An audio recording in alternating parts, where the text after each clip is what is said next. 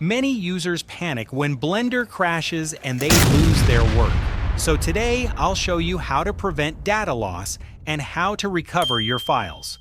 First, open Blender, then go to Edit and click on Preferences. In the Save and Load tab, you'll find Save Versions.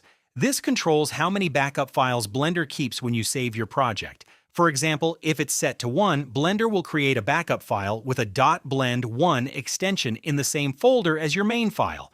Next, look at the autosave timer. This is the most important setting. By default, it's set to 2 minutes, which means Blender automatically saves your work every 2 minutes. You can reduce it to 1 minute for extra safety. Now, if Blender crashes, here's what to do. Close Blender, then press Windows plus R and type %temp% to open the temporary files folder. Inside, you'll find your auto-saved Blender files, even if you didn't save manually. And that's how you recover your work and avoid losing progress.